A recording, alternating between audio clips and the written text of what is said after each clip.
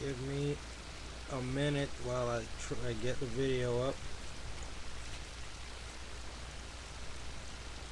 I know I said I'd do RoboCop, but I can't find it. I don't have most of these movies on my computer. I have to get them.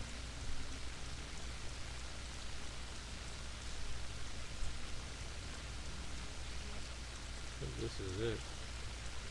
I'm trying to start The Count of Monte Cristo. This is a movie. It came out in 2002. Well, I think I saw it in theaters. I don't remember. Either that or I saw it later on TV or rented it from Blockbuster or some shit. But not only is it a reminder of the better days, back in the good old days, nothing really good about my childhood, but there were moments of peace, and this movie is one of them. Stars Jim Caviezel, the person who plays Jesus Christ himself, so you know it's good. I would hope this video would start soon. I'm becoming boresome. What can I say about it? My first word that comes to mind, amongst many words, is elegance. The movie, it exemplifies elegance, class, and whoever made the movie was just very conscious of how to keep the movie high level and classy. Or just something I took away from it, because I don't come from that background. I some parts of my life come from that background, and not most of them. So it was just, you wouldn't think a movie like this would create any kind of escape from reality. But yeah, it's a fun world to visit. I guess that's part of the charm of the Dimas, or Dumas, not Dimas. I'm thinking about a guy I work with. His name is Dimas, but Alexandre Dumas. His stories are somewhat fantasy in a way, I think, because of the swashbuckling and all that. So that's what they got. That's how the movie felt when I watch it. And bloody hell, I can't bloody find it. It's here. It's just okay. It's just can't find the damn thing. Minors. Yeah. Not suitable for minors.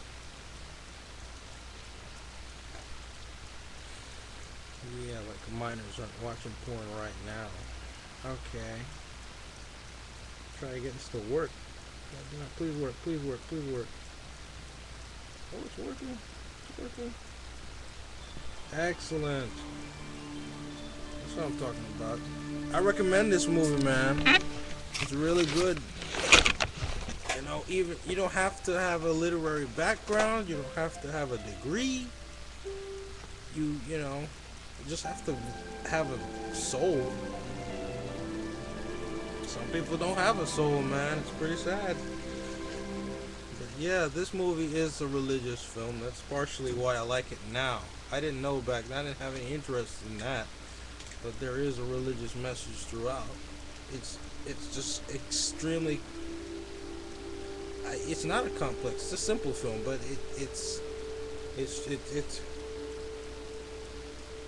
it points a spotlight on humanity and of what man struggles with, and that's really the great thing about it. I guess the story too. I suppose I should read the actual story. I've done little research, and the movie is different from the book. It's not exactly like no movie is. No movie that's ever based on anything is ever like the dang thing. But this one in particular, they say changed a lot, and I like the changes. The kid in the movie isn't his in the story. In the original story, it's not his kid, but in the movie, it is. That's a smart move, I think. There's Jesus Christ. What a funny thing. A guy named Jim Caviezel plays Jesus Christ. What the? That's something. I don't know what he's doing now. He should do Passion of the Christ too. Boogaloo. Beyond the reef until we get permission to bring you ashore. Welcome to hell, they should call it. For a moment, I thought you were abandoning me. Resurrection of the Christ. Stupid suicidal danger. However, as Monsieur Morel's official representative on this voyage, Ain't nothing wrong with a movie having a little Jesus in it. That's what I'm saying. This movie's got a lot of Jesus in it. Wink. To a doctor who will die. Do you understand? Of course I understand. I don't expect you to do this sober. But yeah, I have to put it all in here. I gotta tell you everything I believe about this flick. I can't skip ahead that far. I think I can skip ahead a little bit. In this scene, Dantes goes to the island of Elba, where they have captured Napoleon Bonaparte and imprisoned him. And the point is that he's too stupid to see Napoleon's trying to trick him, and Napoleon gives him a secret letter that he's supposed to send, and he stupidly takes it, and that's the beginning of the story. Now, is it his fault that he gets thrown in jail? Oh, I should tell you the story. The story is about a guy who's just a simple guy, and because one of his friends wanted to fuck his girlfriend, he got thrown in. They not just that, but a lot of reasons. A lot of people felt that he was a problem, so they got rid of him and framed him for a crime, and he went to jail for a long time, about 13 years. In there, he's stewing in there for a long time, getting, it's all here in the movie. But he gets really, really pissed off in there. And I like this story.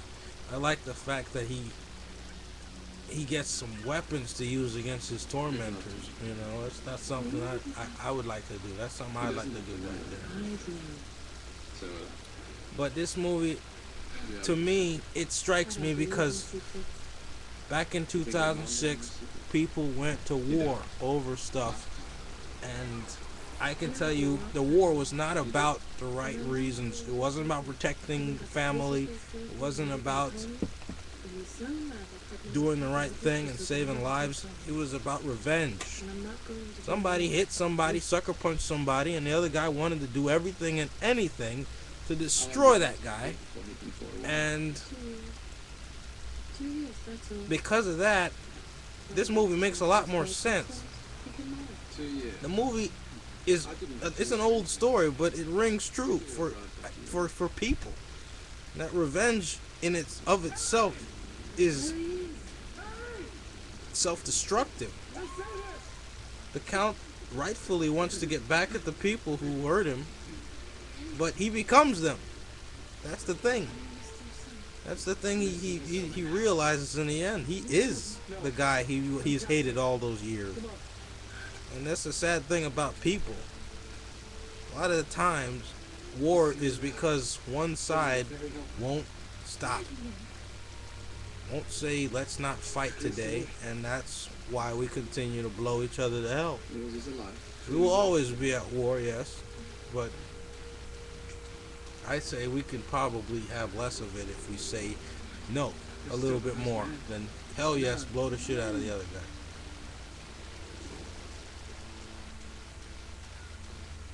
But this is a great movie for that reason. It has that message in there.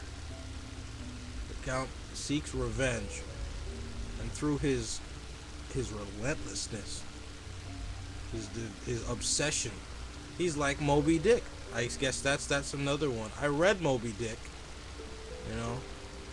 It was a long, boring book. I didn't give a shit about it really that much.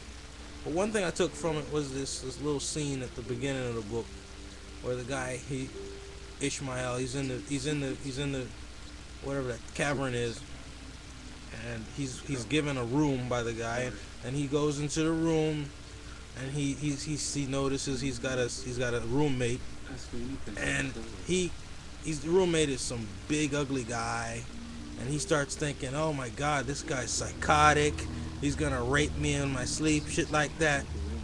Turns out throughout the novel that guy is his best friend. So people are flawed, man. That's what these movies are trying to say. We forget that. We forget a lot of good lessons we've learned throughout our history. I can tell you that.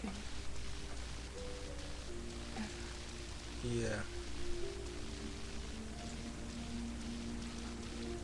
So his girlfriend is hot.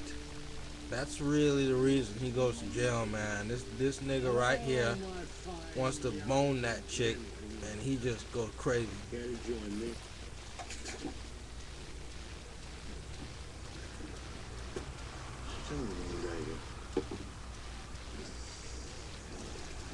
did you ever become friends? This ain't even the exciting stuff. I want to get to Jacopo, man.